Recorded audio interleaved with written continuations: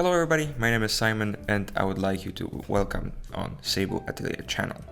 Today we're going to be making a leather pencil case. It stores my favorite pens at this very moment, but I made it purposely for my schools and for my exams. I wanted it to be fitting for the zippers that I already had. I think those are 18 centimeter zippers, and I wanted them to be able to hold my favorite pens. One for my friend, because there's always this one guy that forgets pens during the test. It's nice and slick. I purposely made it so it can be easily put in a backpack. So I wanted to make a pencil case that is going to be very thin and is going to be very spacious. I really liked how this project turned out. One thing I wish I did better was stitching. I did the front stitch and I didn't really anchor the back stitch properly, so it kind of is wobbly. I would like to make sure that the grooved edge that I made with the creasing irons was a little bit more prominent. So far, I think it's a great project for beginners that want to learn how to set zippers properly, how to stitch, and how to stitch the zippers. I hope you're going to enjoy this project. I'll see you on the voiceover.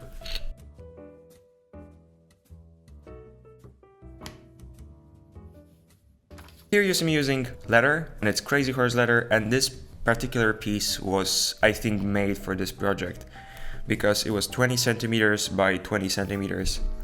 So I'll have a small strip of leather, for example, to make a nice watch strap or something else, and we were able to make this project. Here you see me using a snappable blade. I want to make sure that it's extremely sharp. So when I will be cutting this, it's going to be clean. There's no going to be residue on the sides of the leather, so it's going to burnish very, very well. Here I'm just cutting on the edges while I traced on the marker. I'm using mercury markers for the leather crafts. It's very good to make this drop down.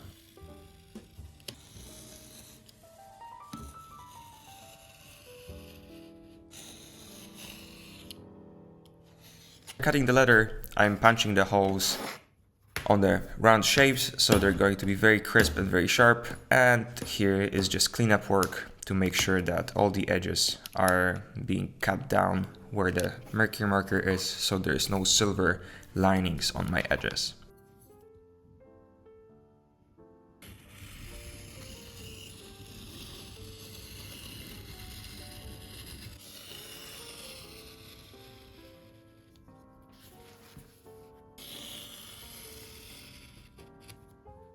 After cutting, I'm going to go to the edges of my pencil, and I'm using a tool that is particularly made for this type of job to make round corners. It's a very nice tool. We used it previously on our different projects. I think the money that you can spend on it is going to make sure that you have the best of it. It's very cheap and it's very good. Here you see me using a creasing iron, and I'm going to trace the edge for stitching with my calipers.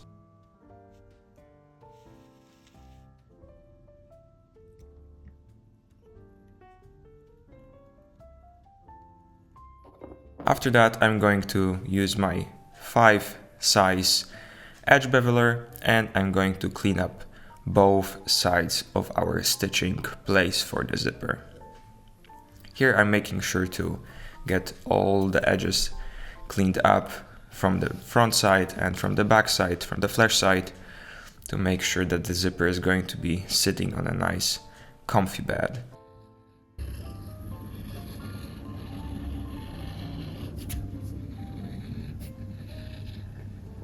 After cleaning it up, I'm going to apply Toconol, as you can see here, and using this very slim wood slicker, I'm going to burnish it to make sure that the edges are very glossy and they just look nice.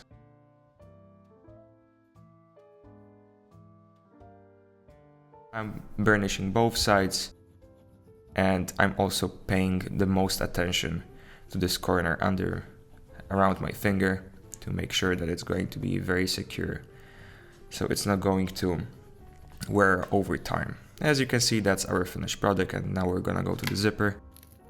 I'm cutting off the ends, and that was kind of a mistake of mine. I should have let them kind of flow in the project. Here I'm using double-sided tape to glue on the zippers. I think it's a better option to glue the zippers with double-sided tape than the glue itself, because it gives you a room of error if you want to change something. And very carefully I'm applying the zipper to our edged and beveled piece.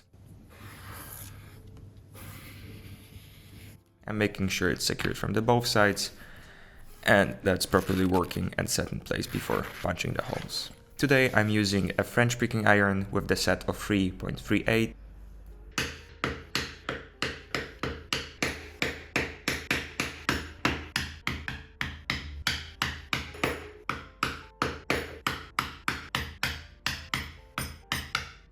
And after punching, we're gonna go straight to saddle stitching. I'm using a cream thread today. I think it's going to be working really nice with this project. And I'm just front stitching the whole piece together. I want to give the shout out to the commenters from the last episode. They taught me how to actually apply front and back stitching. I'm very grateful for you guys to leave me feedback on the comments. And here, see, using the creasing iron, I used the cold setting. I didn't want to ruin my piece. I'm still learning how to do it. And here I'm using the calipers on a 5mm setting to make my glue line very nice and easy to follow.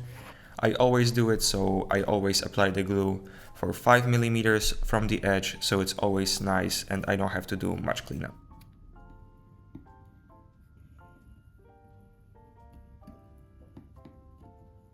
Here I'm using a basic wood glue or the water-based glue for lettercraft, and I'm just applying a very thin layer all over the piece. And after that I'm using this small spatula to make sure that all the edges are covered in glue in very similar manner, so it's going to stick very nice.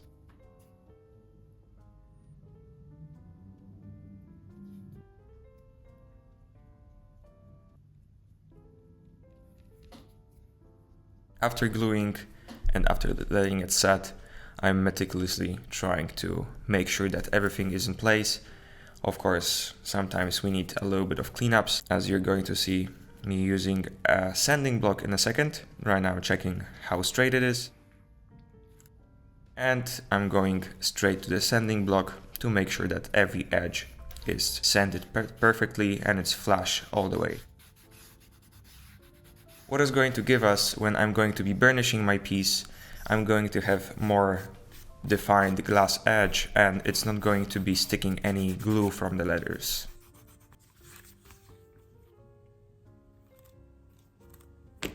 I'm using 3.38 French style pricking irons.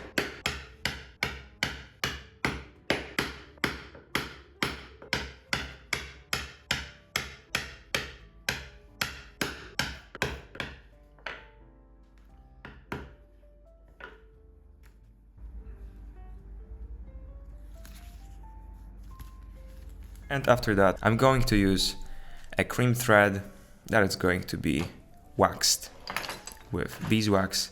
I think it gives nice rigidness to the whole stitching. Here I made a big mistake of using too much thread and it took me too long of a time to stitch the whole piece.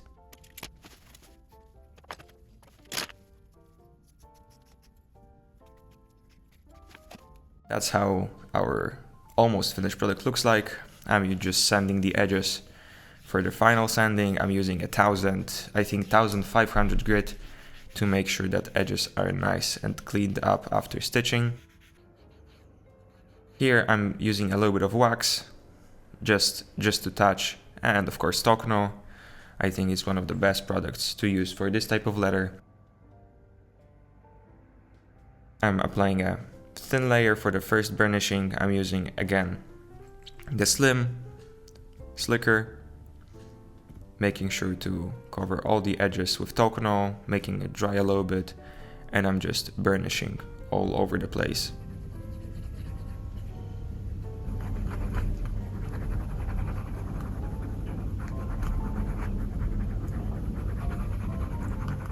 After that, I'm using a linen cloth and I'm burnishing it without Tokonol, and then I'm applying Tokonol for the second time to make it a nice glossy finish, nice glossy sheen to the edge.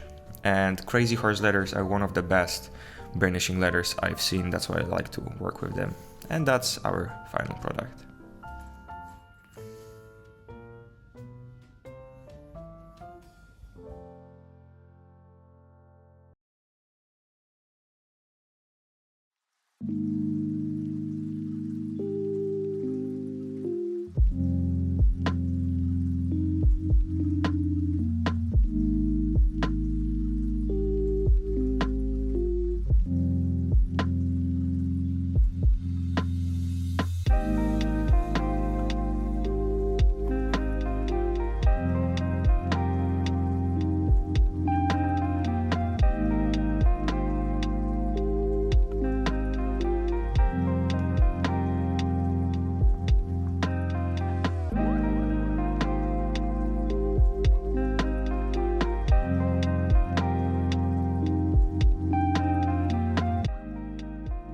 Thank you all for watching. I hope you like this voiceovers. I hope that you're having a beautiful day. Remember that PDF is in the description, and of course I hope to see you very soon.